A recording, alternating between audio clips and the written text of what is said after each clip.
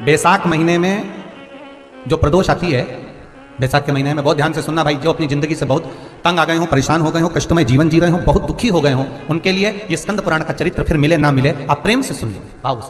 पहला, बैसाख महीने की प्रदोष, चाहे वो शनिचरी प्रदोष हो, चाहे रविवार की हो, सोमवार की हो, मंगल की हो, बुधवार की हो, गुरुवार की हो, शुक्रवार की हो, शनिवार की हो, कोई भी वार की हो, पर बैसाख महीने की प्रदोष, प्रदोष काल में शाम का समय सूर्य डूब रहा हो, बस डूबा ही हो, और उस समय पर सूर्य के डूबन के तुरंत बाद बाबा को धतूरे के साथ में बेलपत्री ना चढ़ाते हुए बेलपत्री के वृक्ष के 7 कांटे बाबा के शिवलिंग पर समर्पित करे जाते हैं महाराज, अपनी जिंदगी में अड़चनों को हटाने के लिए। फिर आप जिस व्यापार में उतरे, जिस व्यवसाय में उतरे, जिस नौकरी में उतरे, आप दिल से करें, आपको तरक्की मिलेगी, आप हार नहीं सकते, नीचे नहीं आ सकते, उन्नति पर ही चढ़ेंगे। एक वैशाख मास की प्रदोष। दूसरा, शिवरात्रि के दिन मध्याह्न का समय महाराज, जो बड़ी शिवरात्रि होती है माघ की, बड़ी शिवरात्रि के अंतर्गत मध्याह्न का समय दोपहर के ठीक 12 बजे,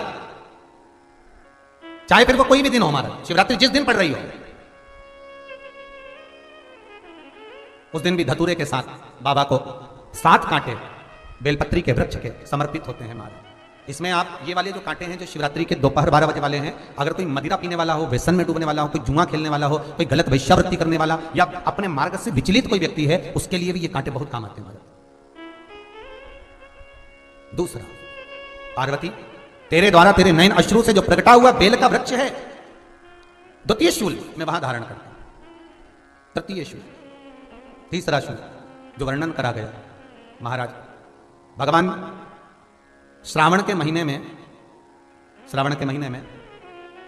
जो भी दूसरा सोमवार पड़े, जो भी पड़े श्रावण के महीने का दूसरा सोमवार, आप सबको पहले भी श्रावण के महीने में जो कथा कही उसका व्याख्यान वर्णन करा कि श्रावण का महीने का महत्व क्या है, वो भी आपको ऑनलाइन कथा में आप लोग सुन चुके हैं, लाइव कथा में श्रावण का पूरा महत्व बताया था कि श्रावण के महीने में शंकर भगवान को पूरा लेखा जोखा का भार प्रदान किया गया था। दूसरा सोमवार, श्रावण के महीने का जो दूसरा सोमवार होता है, उस दूसरे सोमवार में रात्रि के समय पर, अर्थात शास्त्र अब घड़ी और पल का स्मरण करेंगे तो रात्रि के बजेंगे 10 से 12 बजे महाराज, 10 से 12 के बीच में धतूरे के साथ बाबा को शूल समर्पित होता है महाराज। ये भी हमारी बाधाओं को, हमारी तकलीफों को, व्यापार व्यवसाय के लिए, नौकरी सर्विस के लिए, बहुत सारे एग्जाम में आप बैठ लिए, गवर्नमेंट एग्जाम के लिए बैठ लिए, नहीं हो रहा, ये 3 बार मेरे शंकर को बेलपत्री के वृक्ष के शूल समर्पित होते हैं, उसका आनंद पाना। बैसाख के महीने में पड़ने वाली एकादशी, चतुर्थी, प्रदोष, अमावस्या, पूर्णिमा, शिवरात्रि, ये सभी इतनी महत्वपूर्ण क्यों हो जाती है?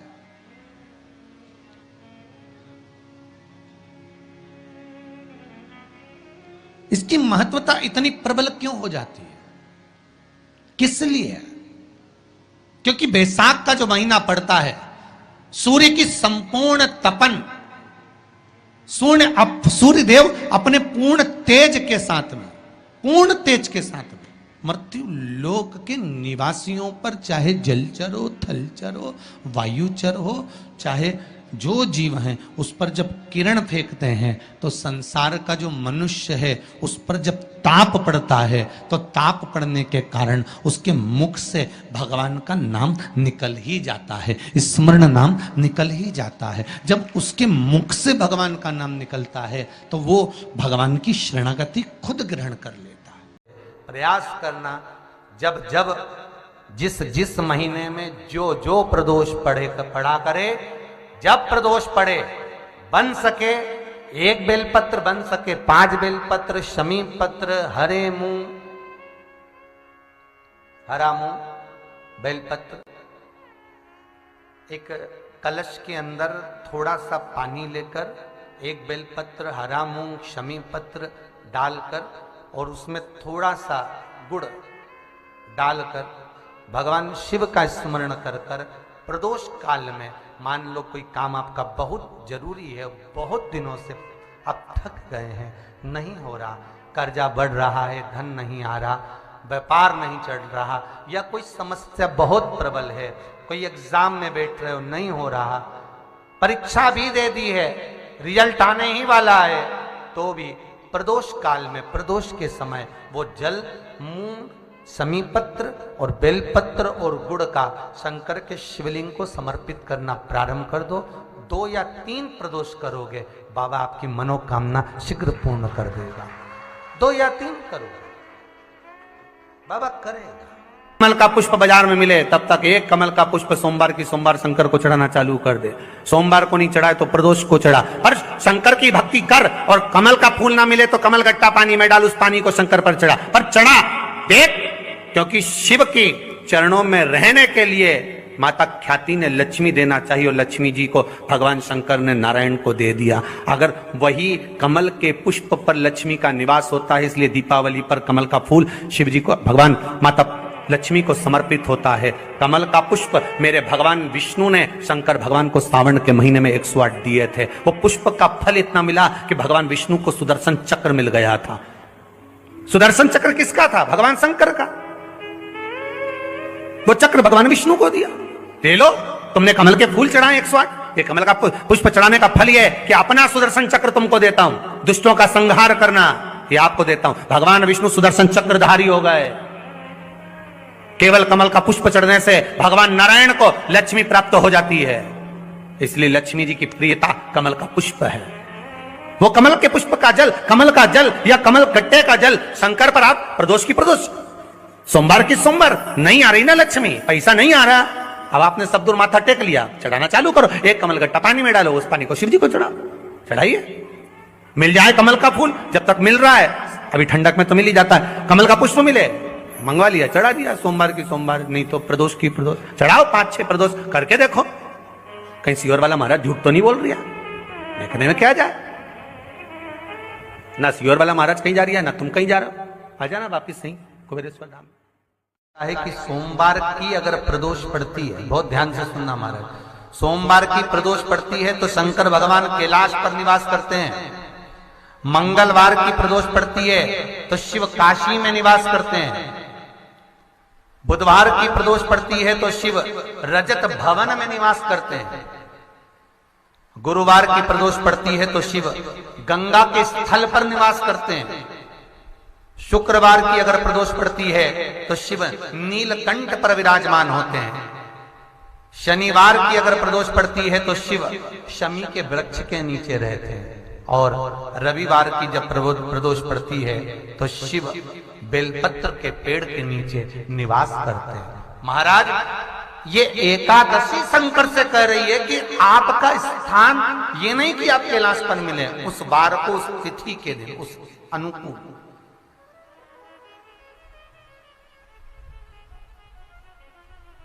हमारे यहां कहते हैं सोमवार की जो प्रदोष पड़ती है वो इच्छा पूर्ति करती है। मंगलवार की प्रदोष रोग से मुक्ति देती है। बुधवार की प्रदोष कामना की पूर्ति करती है। गुरुवार की प्रदोष शत्रुओं का नाश करती है। शुक्रवार की प्रदोष सुख और शांति देती है। शनिवार की प्रदोष संतान का सुख देती है। और रविवार की प्रदोष जो काम दुनिया में कोई नहीं कर सकता वो अचूक फल की प्राप्ति रविवार की प्रदोष करा देती है। महाराज, ऐसी प्रदोषों का नियम वर्णन किया चाहिए। भगवान कहते ठीक है, तू थोड़ी देर खड़ी हो। एकादशी सम्मुख खड़ी हुई। पार्वती जी ने जिस अंगुष्ठ का जल पीने के लिए लिया था हाथ में, बस पीने ही वाली थी, शंकर भगवान ने वही हाथ में जल लेकर एकादशी के हाथ में उसको देकर कहा, ले, ये मेरे द्वारा निर्मित एक व्रत है जिसे त्रयोदशी के दिन तूने मांगा है, मैं तुझे देता हूं। आज इस व्रत का फल मैं तुझे प्रदान करता हूं। अब तू जिस जीवात्मा को लेकर जाएगी उसका पाप प्रबल नहीं होगा। किसी स्त्री, पुरुष, बालक, बुजुर्ग जो भी होगा जिसने प्रदोष का व्रत करा होगा, वो जीवात्मा को तू किसी फल की कामना से नहीं, स्वतः ही लेकर चली जाए। उसमें कोई कामना नहीं है। बन सके जीवन में 11 प्रदोष या 26 प्रदोष करने के बाद आप उसका उद्यापन कर विराम भी दे सकते। पर जीवन में एक बार प्रदोष का व्रत मौका मिले, जिस कामना से जिस दिन का भाव आपके मन में आए कि मुझे रोग से मुक्ति पाना है तो ये प्रदोष मुझे करना है, मैं रोग मुक्ति के लिए, हम जो भी आपके मन में आ रहा है, संतान प्राप्ति के लिए शनिचरी प्रदोष, आप उसका स्मरण करें। फिर लिखा शिव महापुराण में, बड़ा सुंदर लिखा वेद व्यास जी ने, मान लो आप प्रदोष का व्रत नहीं कर सकते, आप अगर व्रत नहीं कर सकते तो प्रदोष के दिन, प्रदोष काल में शाम का समय सूर्यास्त का कुछ पल, कुछ घड़ी के पहले से लेकर बाद तक का प्रदोष काल के अंतर्गत आप शंकर जी के मंदिर में जाकर 1 लोटा पानी 5 बेलपत्र भी अगर समर्पित करते हैं तो संपूर्ण प्रदोष का फल आपके भाग्य में प्रबल हो जाए। शिव महापुराण में इस तत्व में नमक का सेवन वर्जित होता है। कारण क्या कारण होता है? उसका एक कारण माना गया, नमक की वर्जितता